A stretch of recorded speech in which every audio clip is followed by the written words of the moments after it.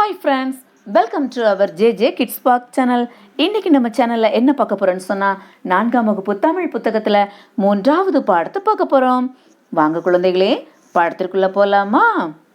குழந்தைகளே, நம்ம பாடத்தோட தலைப்பு 7 இறக்கை குருவியும் தெனாலிராமனும். இந்த தெனாலிராமன் யார் தெரியுமா?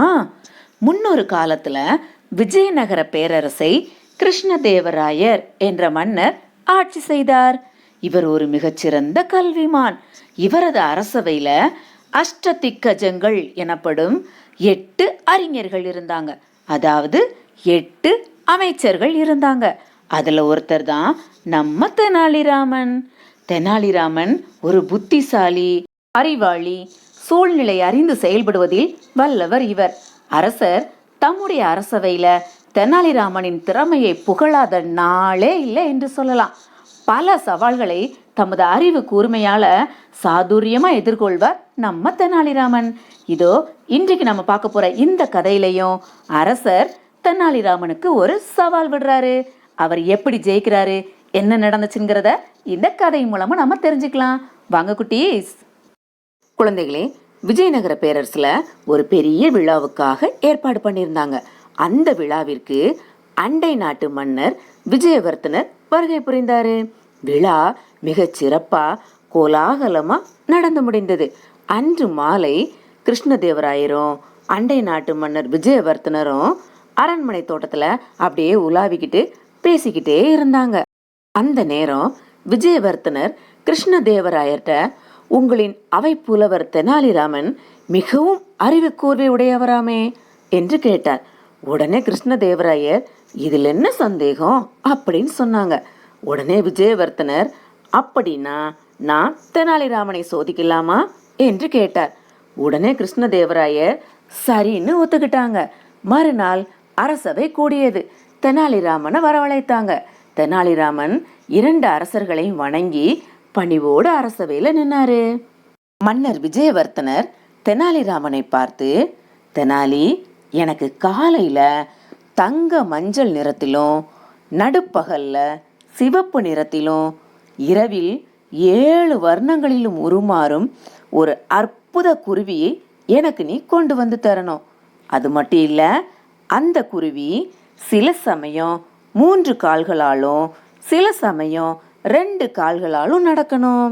அதன் பிறகு 7 இறக்கைகளை கொண்டு அந்த குருவி வானத்துல பறக்கணும் என்று சொன்னார். கிருஷ்ணதேவராயர் உடனே தெனாலிராமனிடம், விஜயவர்த்தனர் கூறியவாறு அத்தகைய குருவியை விரைவில் நீ கொண்டு வா என்று உத்தரவிட்டார். இதை கேட்டதும் தெனாலிராமனுக்கு தலையே சுற்றியது.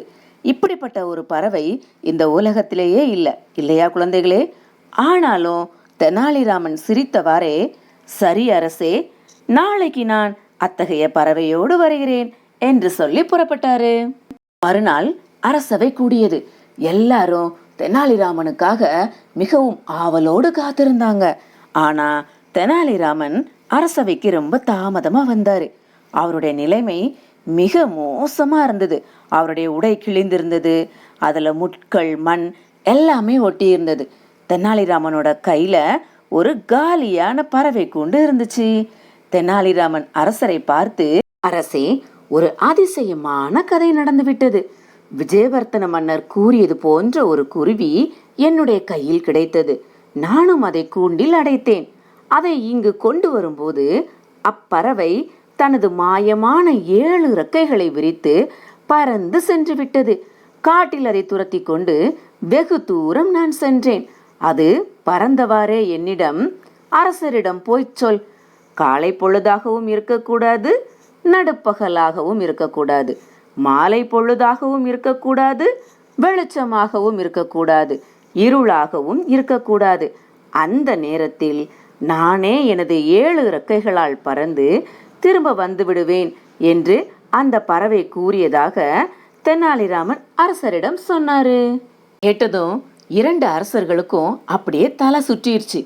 அரசவையில இருந்த எல்லாருமே இப்படிப்பட்ட நேரம் எப்ப வரும் என்று வியப்பா பார்த்துக்கிட்டு இருந்தாங்க. அந்த நேரம் அரசருக்கு சிரிப்பே வந்துருச்சு. ஏன் தெரியுமா? அரசர் கேட்ட மாதிரி நிறம் மாறக்கூடிய 3 கால்களும் 7 ரெக்கைகளும் உடைய பறவையே இந்த உலகத்துல கிடையாது. அப்படி இருக்கும்போது எப்படி தெனாலிராமன் அதை பிடிச்சிருப்பாரு, கூண்டுல அடைச்சிருப்பாரு?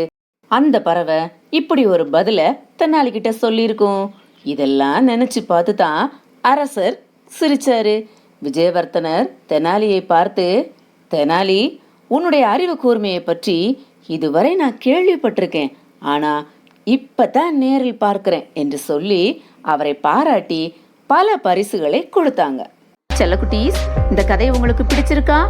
நீங்களும் தெனாலிராமன் போல சூழ்நிலையை புரிந்து கொண்டு அறிவு கூர்மையோடு செயல்பட்டீங்கன்னா கண்டிப்பா வெற்றி நிச்சயம். என்ன குட்டீஸ், செய்வீங்களா? ஹாய் ஃப்ரெண்ட்ஸ், இந்த வீடியோ உங்களுக்கு ரொம்ப பிடிச்சிருக்கும்னு நினைக்கிறேன். உங்க வீட்டு குழந்தைங்க இன்னும் ஆர்வமா படிக்கிறதுக்கும் இன்னும் நிறைய விஷயங்களை கற்றுக்கொள்வதற்கும் இப்பவே நீங்க நம்ம சேனலை சப்ஸ்கிரைப் பண்ணுங்க. கூடவே பெல் ஐக்கானை கிளிக் பண்ண மறந்துடாதீங்க. அன்புடன் உங்கள் ஆசிரியை. கற்போம், வாழ்வில் ஜெயிப்போம்.